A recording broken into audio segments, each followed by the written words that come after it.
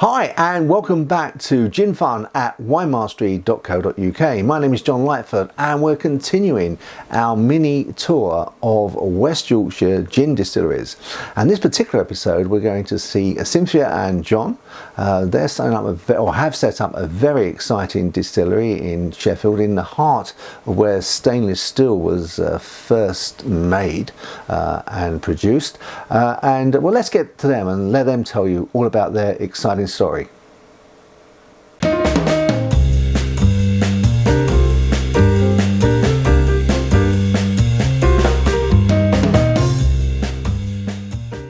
Hi and welcome back to Gin Fun at winemastery.co.uk. I'm here in Locksley Distilling and we have some Robin of Locksley Gin with us. We're going to go through the whole process, how this all started, I am, as you can see, with the two owners of this wonderful place, John and Cynthia. Thanks very much for agreeing to speak to me and to speak to our viewers about your lovely product. I wonder if we could just start off with exactly how you got started. I mean, you didn't just wake up one morning and thought, oh, I'll distill some gin. How did it all happen? How did it distill itself into an idea? I've been in the booze industry about 22 years or so now, so I've met lots of distillers. Are you allowed to start at 12 years old in the distillery? After a free bottle, yeah. So I've met a lot of distillers, been into a lot of distilleries, predominantly not just selling spirits, but wine, beer, and spirits really over that time. And I met. Whilst I was living in the States, where Cynthia's from, met two American distillers in 2006. At the start of the craft distilling scene, really, in the States, or as things have been deregulated, I kind of thought, if something similar happens in the UK, it would be cool to get involved with that at some point. Sure. I've always liked gin, so it was a natural starting point. My gran got me into gin when I was probably a little bit too young. Not 12, but not probably 18. Right, somewhere between. She let me have a taste of her G&T on a Saturday afternoon when I took a fish and chips when I was growing up. Gin and juice. Gin and juice, yeah, gin and orange, yeah. She used to fantastic. So it's always something that's been in my repertoire as a drinker, really. And so it was a natural progression to do that kind of thing, and then of course things got easier after 2009 in this country, and we thought, we need to go back and do that. But it was a culmination of lots of different things.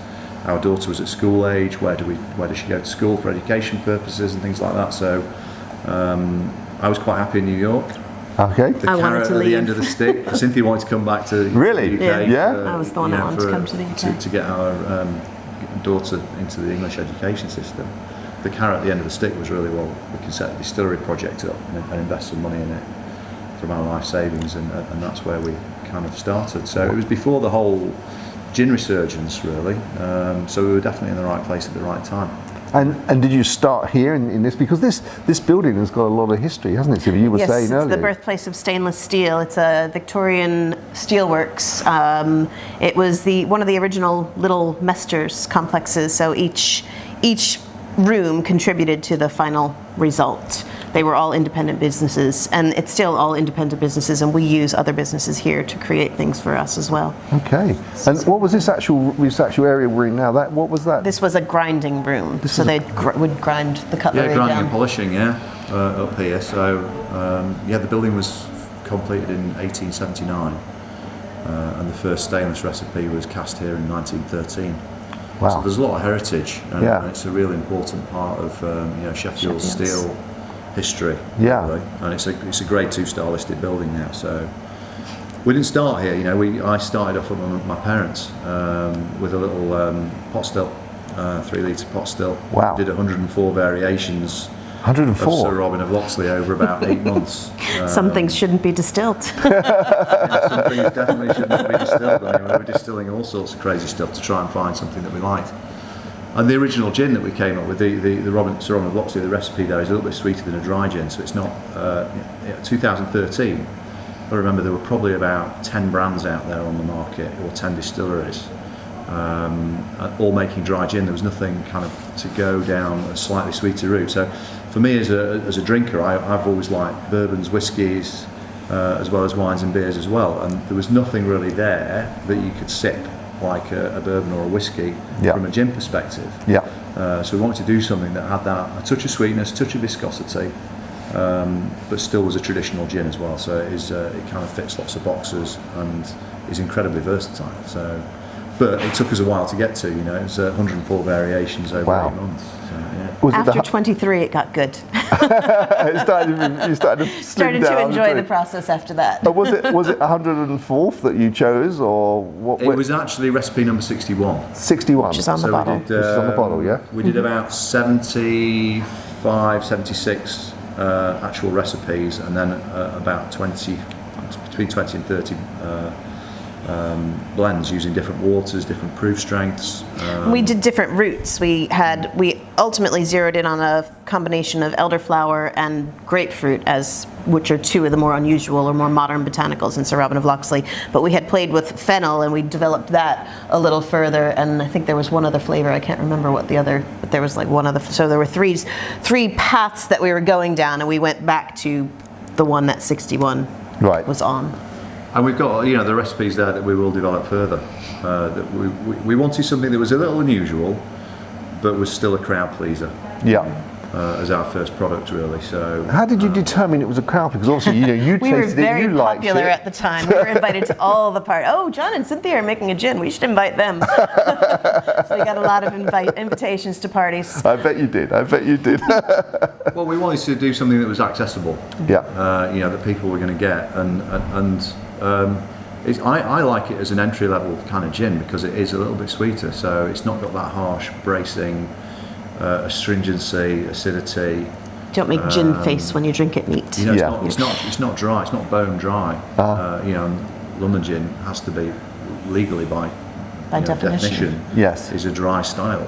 There's a maximum sugar tolerance on there. So, which we are over for Sir Robin of Locksley, but that was by design. So we knew we weren't going to fit into that category because of the botanical ingredients that we were playing around with at the time. We knew they were kind of outside that box. But that makes you different. That makes So we knew that it was going to be an easier entry-level kind of drink, as well as there is a bit more viscosity, so it works beautifully with cocktails. So it's kind of it hits lots of different spots. Very versatile.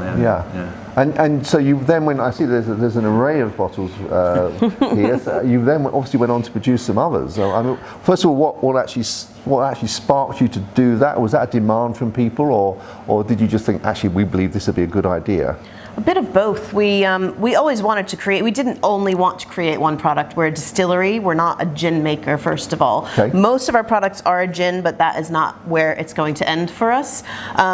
We took everything in-house, and once we got our recipe perfect and the bottling perfect, and we felt really good about that, then all of these other ideas that had been bubbling up in the background, we were ready to produce. So we had one product for 4 years, Sir Robin of Locksley, and then just in the past year, less than a year ago, we launched the second and third product on World Gin Day, and then the fourth and fifth product followed shortly after that. That's a bit of a steep curve. Yes, we definitely had going along, and then woof. Well, we'd also gone into our own bespoke bottle. We were in a stock bottle for the longest time, really, which was a bottle that we were buying from a company in France. Right. And we moved away from that because so many other brands were using the same bottle. Okay. So we actually started working with a Leeds company, Allied Glass.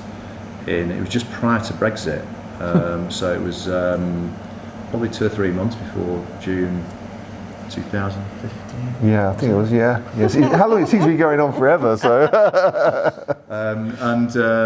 There's as soon as Brexit happened, there was, of course, with the currency fluctuation, that hit us. Yes. The price of our bottles went up 15-20% overnight as the euro got stronger. And the lead time jumped as well. And the lead time jumped. So we'd already got in process by that point a relationship with Allied, and they were working on the design for our bottle.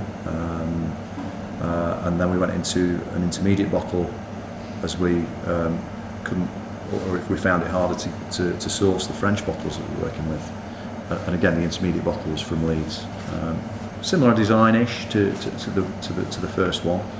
But these we wanted to, our bespoke bottle that we started working with just about over a year ago, just probably March time last year. We felt that we needed to celebrate that and have a prolific year and bring more stuff to the market. And they're all quite different. We don't do anything like anybody else, like anyone else really, or in a straightforward manner. So they're all over the place, and it's they tick lots of different boxes, but none of them are particularly mainstream. Can I tell them about your moment of genius? Yeah, sure. So the very special Old Tom, there are 2 bottles there with a V on the front of them. Oh, yes. John woke up in the middle of the night. He always wanted to create a Navy strength gin, because a lot of people are doing that, and he wanted to make an Old Tom style gin. They've never been done together before, and he woke up bolt upright in the middle of the night. I was sound asleep, and he said, "Okay, this is what we're going to do." He said, "We're going to make an Old Tom, but we're going to make it Navy strength. We're going to put it in our new bottles, and then we're going to take it and we're going to put it into a wine barrel, and we're going to age it. So we're going to have 2 different things, and then we're going to do that limoncello thing that you wanted to do, and we're going to launch them all at the same time." And then he rolled over and went back to sleep. Did you remember that in the morning? I was wide awake for most of the night. He woke up the next morning like, "You had a couple of ideas last night, do you remember?" So I told him what his ideas were. He's like, "Oh, that was actually a really good idea. We should do that." Channeled from somewhere, obviously. Channeled from somewhere. He went to bed thinking about it, obviously, but woke up with a genius idea. So it was, and then getting those to actually work was the next challenge. Of course, Going from idea to actual and you did that product. so quickly. I mean, that's an incredible turnaround. They were in development for at least 6 months. I mean, the thing about what we do to a lot of other companies, and I'm not dissing other companies, we are very careful about what we release. The liquid is core to us, and we won't start on any branding until the liquid's right. You can make a bottle look beautiful, but if the liquid in it isn't, someone's not going to buy it again. It's very difficult to get people to pick it up a second time, 3rd time, 4th time. For us, I hope as a distiller that all our brands will be around for a good amount of time to come. Sure. The gin business has changed a little bit. Certainly over the last 2 years with all the competition that's popping up. I think there are now 361 registered distilleries in the UK. Yeah, there's 40 in Yorkshire, 42. We were number 2 in Yorkshire. It's there's stuff popping up all over the place. Some of it's good. A lot of it is good. And then I'm like the top. Well, I guess the public will tell. In terms of whether it's good or not, will just come. And again, I don't. The definition of good is subjective. Exactly. Yeah. Does the public like it? Does the buying public like it? And we haven't entered any competitions. There are a lot of gin brands that have medals on the front of their bottles saying that they are platinum, double gold winners of X, Y, or Z competition. John doesn't want to enter any competitions. He doesn't want to pay money to have somebody judge the wine. I mean, the wine. I'm talking to you. Yeah, gin. me. Sorry. Wine mastery. But his award, and he will say this again and again, my greatest award is somebody coming up to me at a show and saying, "This is my 5th bottle of Sir Robin of Locksley this year. This is my favorite gin. I have this at home already. I want to try it again, but I have this at home. This is my go-to bottle of gin." And that's the award that we want to receive. Absolutely. I mean, there are some awards that are, I think, have devalued themselves over the last few years because everyone's a winner. Participation trophies. They are really. A lot of them are. A lot of the top ones are now getting to the point where one of them. I'm not going to mention any names, but there are actually more winners than there are entrants. Okay. How's that one working? Wow. Yeah. Okay. Well, because some entrants have more than one thing that they're entering. So for us, it's important that people go back and buy, and the liquid stands up on its own 2 feet. Yeah. Really. Yeah. But it is subjective. Of course it is. Yeah. Not everyone's going to get the barrel finished.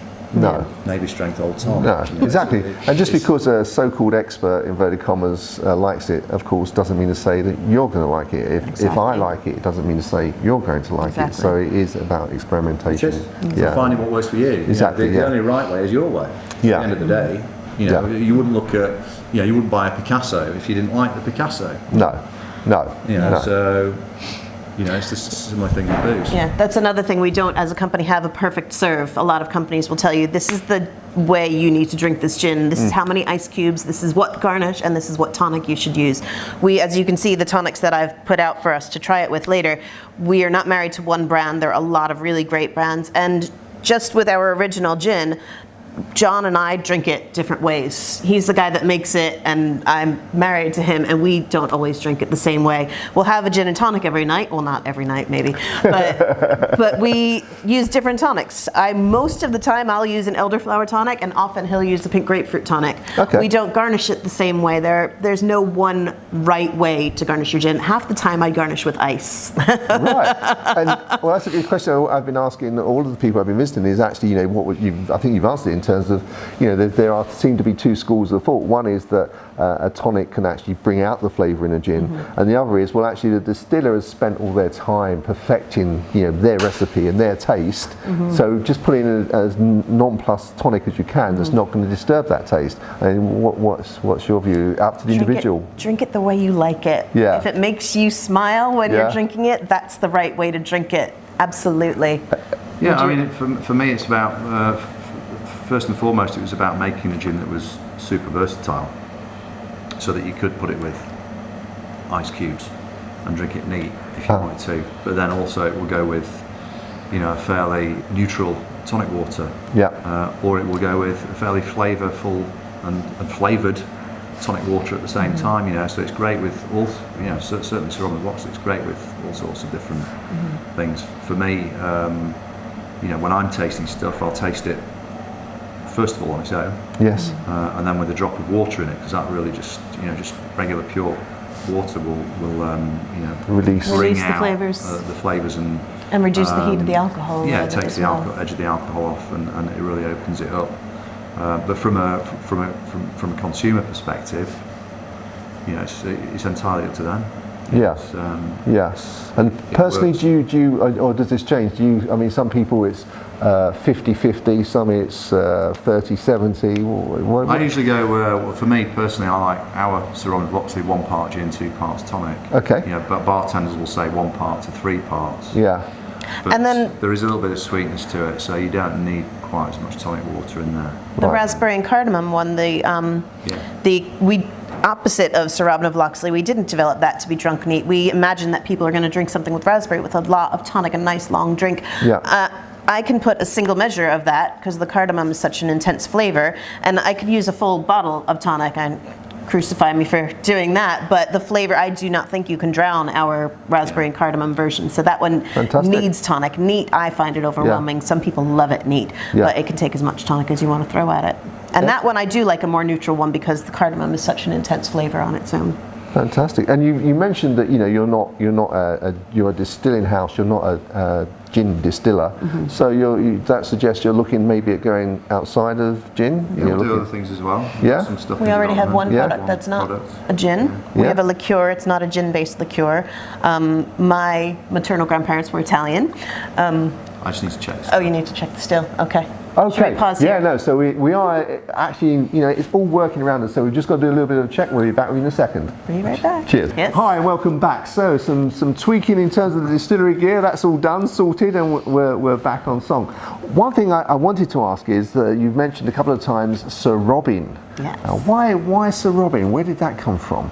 That's kind of a nod to our local hero, really, who's there's some conjecture as to where Robin Hood actually came from, and even if he existed at all, really, I guess. Of course he did. Of course he did. We all like Of course he did. He must have. Walt Disney said he did. He must have. The little red fox. But everyone always associates Robin Hood with Nottingham, which is not too far from here. It's, you know, 30 miles down the road. But the first story that wrote about Robin Hood, or was sung about Robin Hood in about the 13th century, mentions a place called Little Haggard's Croft, which is a real piece of land that exists in Locksley Valley. Locksley is one of our 7 rivers in Sheffield. So the theoretical birthplace of Robin Hood, if he did exist, not too far from here, about 3 or 4 miles from the distillery. And it's the first place we looked for distillery location before finding here. There were no commercial spaces available out there. So we then thought, you know, we'll look a bit closer to the city centre.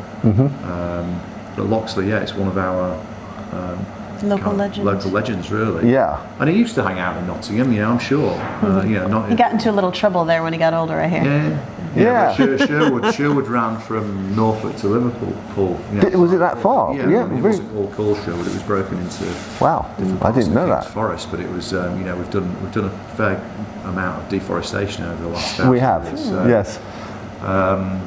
you know, so there's references to Robin Hood kind of from all the way across the Midlands, really. Yeah. And we wanted to do something that had that key importance to, you know, the Midlands, Sheffield, but without being too regional. You know, everyone in the world knows Robin Hood, so there's a global connotation. Yeah. You know, even Kevin Costner got his green tights on, didn't he? He did, yeah. You know, so it's you know, it must be quite difficult selling Liverpool gin in Manchester and vice versa. We didn't want to have that too regionalised. Yes. So it was we could have gone down a very twee, quaint kind of route with the branding, but I think we kept it fairly contemporary. Very pleased with, you know, the overall concept. Got the arrow on target. Yeah, got Absolutely. Excellent, excellent. So that's where it comes from. Okay, and the other thing I was wondering is that this just behind us, you can probably just see the tower here. This is the actual heart of the distilling process. It looks very complicated with pipes and wires everywhere. Is this a typical way of producing gin, or is this a special way, or? It's just a very versatile still. You know, it's a Dutch hybrid still. So it's when we're actually distilling gin, it's very simple. It's a pot still. It just looks a bit more fancy than that, but it isn't. We can run it either as a pot still to produce gin traditionally, or we can use it, you know, to kind of recondition our waste products so that we can minimise what we're actually you know, having to dispose of. Because there are byproducts from distillation that you have to either get rid of or not, and we can strip that and turn it back into pure alcohol. Oh really? With column still, yeah. Oh wow. So we can produce 95% alcohol in there. Wow. With a very short column. You know, normally for that kind of thing, you're looking at, you know, for column distillation, you're probably looking at 40 plates still to get up to 96, which is, you know, the legal definition of either distilled gin or London gin. Okay. To start with 96% alcohol. So we don't use that for, you know, to put back into the gin or anything like that. We use it for other products and other things, but we can clean it up and do that. So it's a very versatile piece of kit, really. We've got a column that goes up with a copper chamber in there, and then rashi rings, so the ceramic rings on there to keep the temperature stable. And the copper that's in this little chamber at the bottom there is round about the same surface area as what you would have in the still anyway. Okay. By the time you unwind all the little all the surface area. Surface area is quite large. So the vapor is coming into contact with the copper. Yeah, in the same way it would in a different type of still. You know, that takes out some impurities and what have you. So it's just a really versatile piece of equipment, and also because we're a Grade 2 star listed building, you know, the windows and doors in here are, we can't change them. So, you know, whatever comes in here has to come through quite small, narrow gaps. So practicalities. To what we can actually get in, We're also probably one of the only distilleries that has no fixed conduit. Because it's a Grade 2 star listed building, we can't fit anything back to the walls or anything like that. So we've got free pipes, you know, it's all flexible piping in here, which is good in one way. You know, if we ever have to move out for any particular reason, it means we've got that versatility to just up and go. But you know, we have to relay everything every time we're distilling. You know, so there are idiosyncrasies to it. So, I can imagine. Only imagine actually. Fun and games. And also you mentioned earlier, which is really exciting. Before we get on to the tasting, but I think it's also really exciting that you're a new venture in terms of you're starting a gin school. So when is that likely to kick off? And that's going to be here, or? We have, in addition to this space, we have 2 other spaces within Portland Works. We've moved bottling downstairs earlier, well, at the end of last year, towards the middle to end of last year. We no longer bottle upstairs, which was a whole other nightmare of a story. So we're bottling downstairs, and we've recently taken on a 3rd small unit, and we are going to be doing a gin school, so you can come and take a tour of the whole distillery. You'll come in, have a gin and tonic, get a little bit of a history of the gin, taste through our full range of gins, and then have the opportunity to make a bottle of gin. We'll have 8. It's going to keep it intimate and small.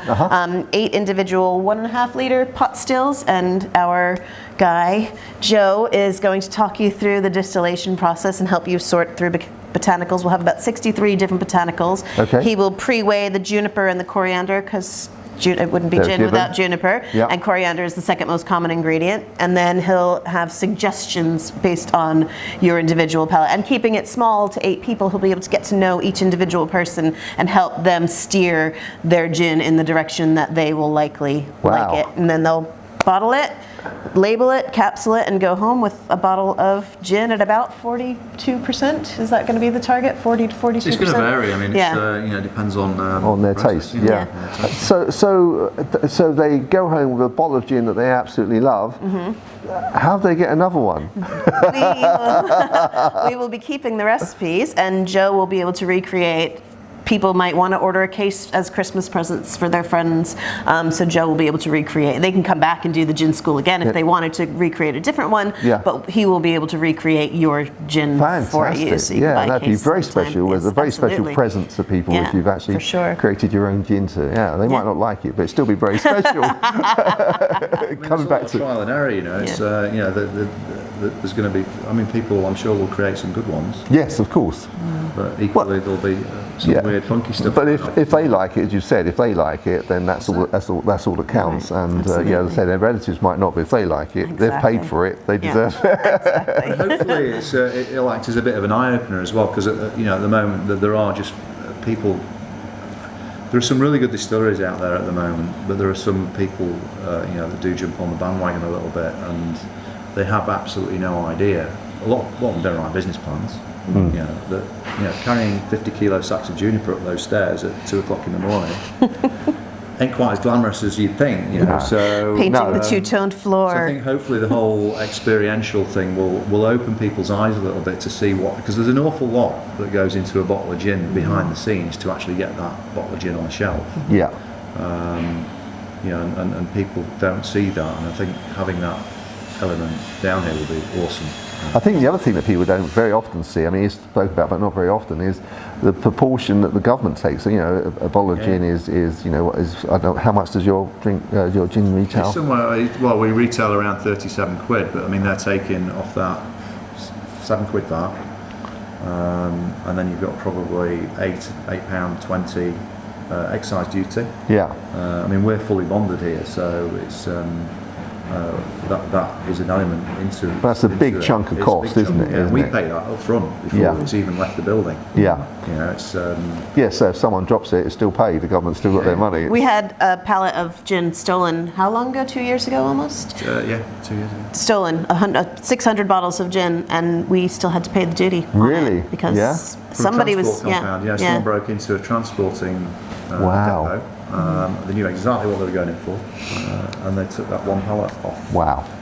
That was the only thing they took out of like 30 or 40 wagons. Really? They cut through the fence. So they knew it, and we had to pay the duty on it. I mean, we got it back on insurance. Insurance premium skyrocketed. Of course. And we didn't get the price, the retail price for it back. We got the cost back. So we didn't get our hours back. No. But duty is a big, it's a big deal. The government make an awful lot of revenue on alcohol sales. Of course, which is, it's a big revenue for the country.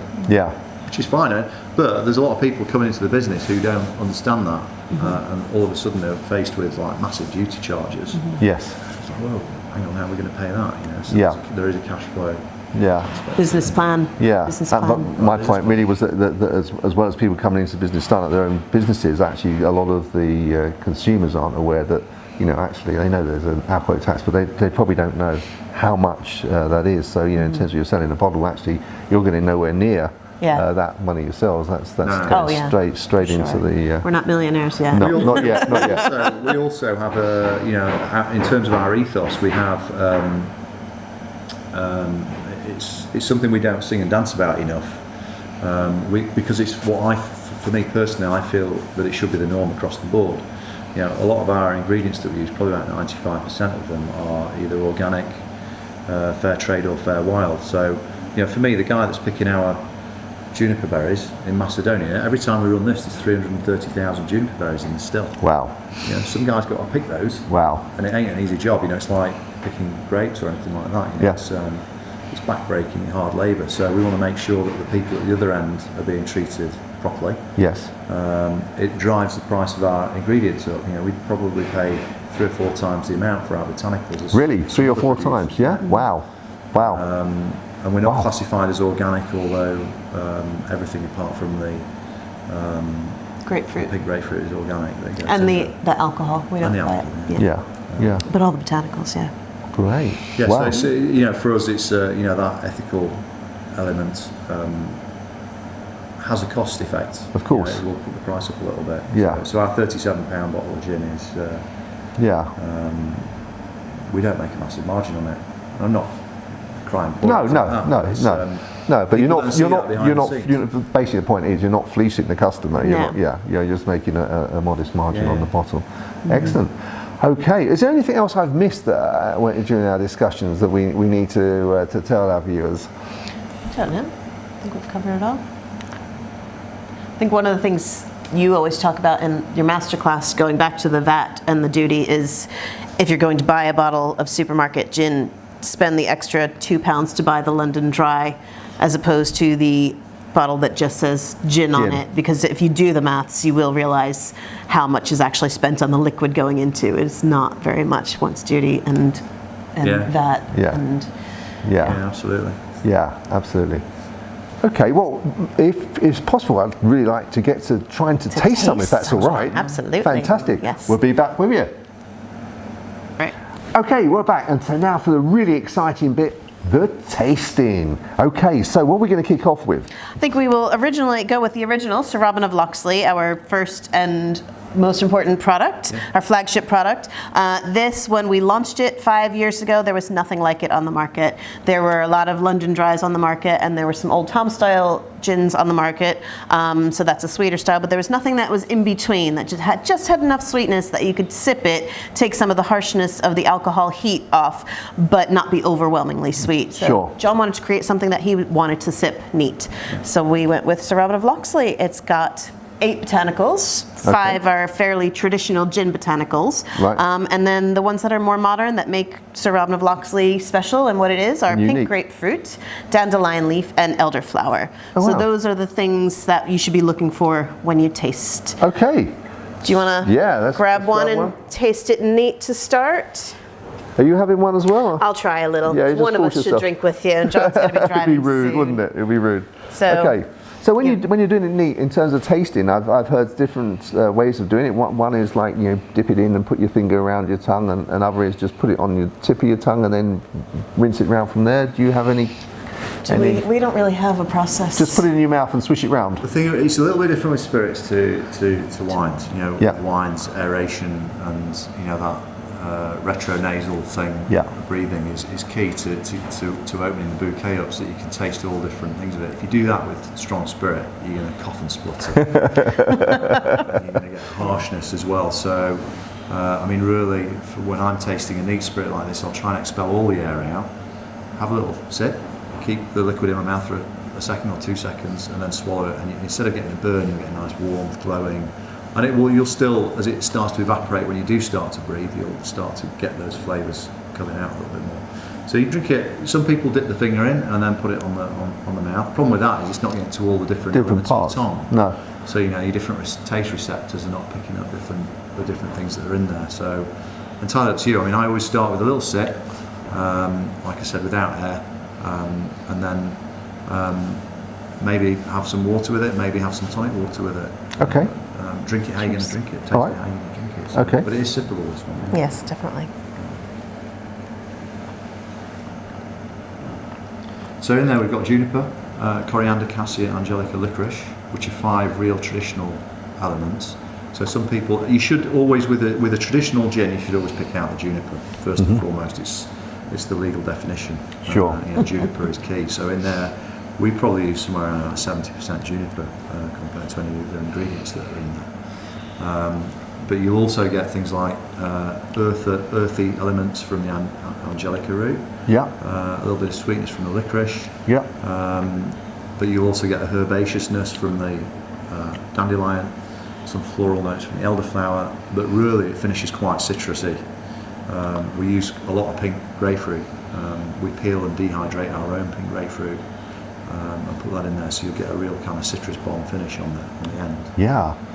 And it is quite complex, isn't it? In terms of the taste evolves, and I think I wasn't actually counting because I was concentrating on the taste rather than counting, but I'm guessing four different sort of tastes, or maybe 5 or 6, but certainly at least 4 we're going through. When I first took it, it was, as you said, juniper was immediately, and then the other taste, and I was just, well, what is that taste? And then another taste came, well, what's that one? And I was, it's very nice. Thank you. Very nice indeed. Yeah. Would you like to try it with tonic? Yes, so please. Again, we don't have a perfect serve, but 2 of the botanicals in there are pink grapefruit and elderflower. So it does work with those. If you like elderflower, I think it tastes like sunshine in a glass when you put elderflower tonic in it. But if you want to try with just a neutral, regular tonic, which is this the elderflower? That's the pink grapefruit. Okay, this is... That's the regular Indian. Elderflower's right in the middle. I knew that'd be the last one I chose.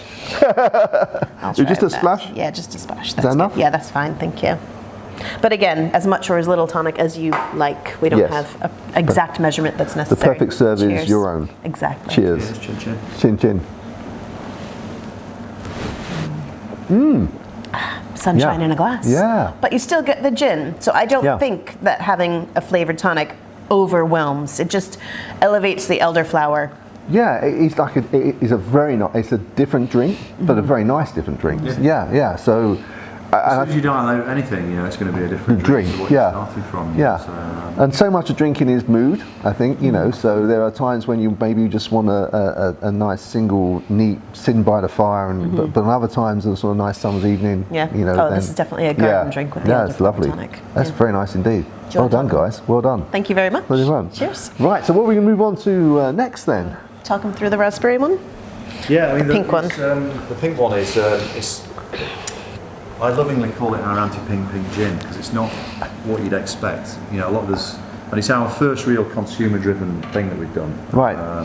Somewhat consumer-driven. Yeah, somewhat to an extent. Yeah. I mean, we started doing some experiments with raspberry just over a year ago, and I didn't really like the results. Okay. We were also doing a lot of research and seeing what was out there, and there's some really gnarly pink things. A lot of them very sweet and glittery and things like that.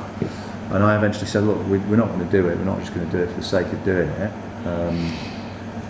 Unbeknownst to me, Cynthia ended up taking home some of the raspberry experiments that we were doing.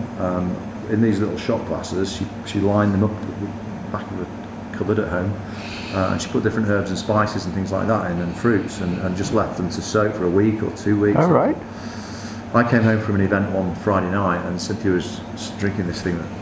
Pink gin and tonic, it was absolutely beautiful. So I said, we can do it, but what's in it? And she put cardamom in there. Okay. Yeah. So on its own, it's super intense, very very intense. I think it really needs tonic water to go with it.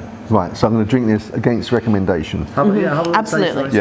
But don't judge it until you've had tonic. The cardamom we do in a vacuum still, so it's a different process. So you get a very intense cardamom flavour with the fruit, and it's still a full strength gin. So it's 14.5%. Our anti-pink gin because it's bone dry as well. Yeah. Super dry. It looks like it's going to be very sweet based on the color. Yeah. A lot of people that are drawn to this gin don't like it because it is a lot drier and a lot spicier than they think it's going to be. Okay. And a lot of people that would like it don't try it because they're turned off by the color. Give it a try. It's lovely and spicy and warm. Actually, I've tasted some sort of neat and I've not really liked them. And when I've had a tonic, I've loved them. But actually, out of the sort of raspberry the pink drinks, that's very okay. That's, I can imagine it's going to be better with tonic, but that's not. That's a nice taste. That's a nice taste. It is intense. I mean, the only reason we say it with tonic is because it's so intense. I think the tonic really brings the cardamom and raspberry into balance. Yeah. So I think the cardamom can be quite overwhelming. I mean, I still taste the raspberry. But when you add the tonic, the raspberry just comes into its own and balances out the cardamom. So do you want to grab I would go with the regular Indian tonic on that one. This one? Yes. So I have friends that love this with elderflower tonic and love it with aromatic tonic. Yeah, you can't drown this gin, so a little bit or a lot of bit, whichever you prefer. Okay. Cheers. Cheers.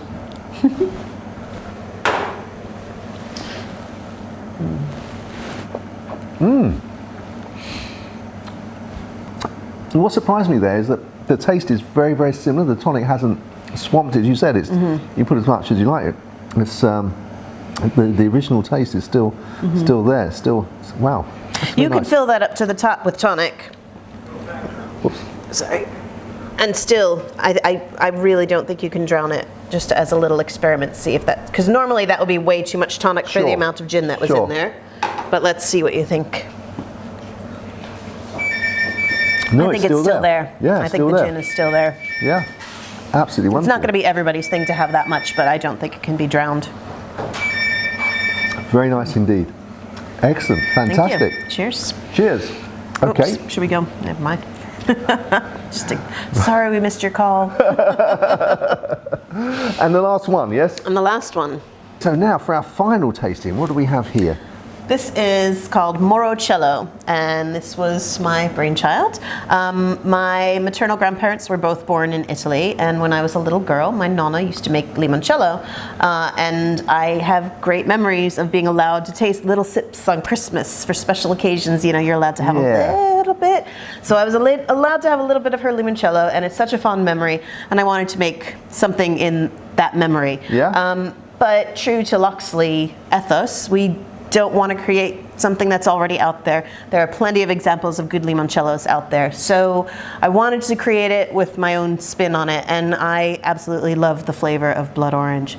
So we had to wait a year by the time I had the idea for it till it was blood orange season again. And we peeled frantically a bunch of blood oranges, and we did some experiments, and we came up with this. This is my blood orange cello, and I like it with ice. I love it with Prosecco, but neat is lovely as well. So okay, well you should taste blood orange in this. Okay. And I do. Wow. Wow. So it's very intense, bittersweet orange. It's almost like a Cointreau. Actually, it is. It's a slightly higher ABV than a lot of the kind of on the shelf limoncellos tend to be about 20-23%. This is I prefer this to Cointreau. Oh, thank you. No, I do. It will Nana work would be proud.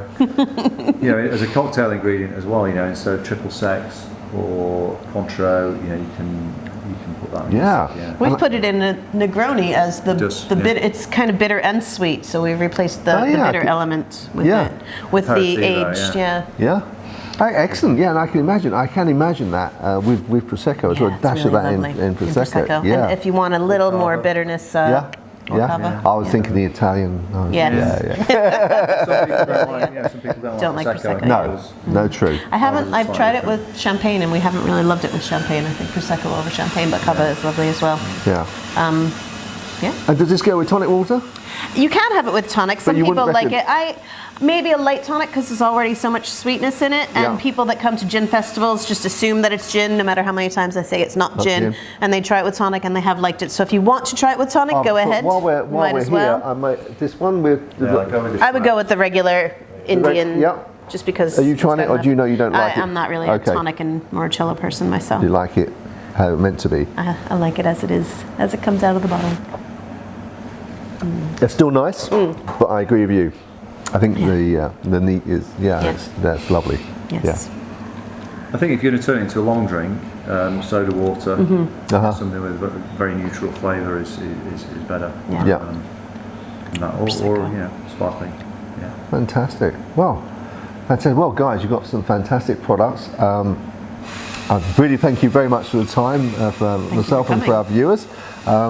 In terms of being able to get hold of your products, how would people, website? We do have a website, locksley.distilling.com. Okay, I'll put the link down below. And there are a lot of local retailers on our website. You can pop in your postcode and find the closest local retailer to you. Okay. And we are touring around the country with various gin festivals, Gin to My Tonic. We are at every one of their festivals this year. We'll be, where else will we be? BBC Good Food Shows. BBC Good Oh, Food really? Yeah. Oh, well Carfest. done. Yeah. Oh yeah, Carfest. Yeah, Carfest. So if you're at Carfest, Wow. come and try our stuff. Fantastic. Sounds And good. come to the gin school, make your own gin, taste our full range. Yeah, mate, it's just for you. Just for you. Well, thank you so much for your time. Thank you for I coming. realise it's very Thank busy you. here and people pointing in and out. Lots of work going on, so I really appreciate your time. What I'm going to do now is I'm going to take some samples and John's going to have a taste in the cellar and see if he comes up with the same comments with his wonderful palate. See you there. Cheers. Bye. Bye. Bye-bye.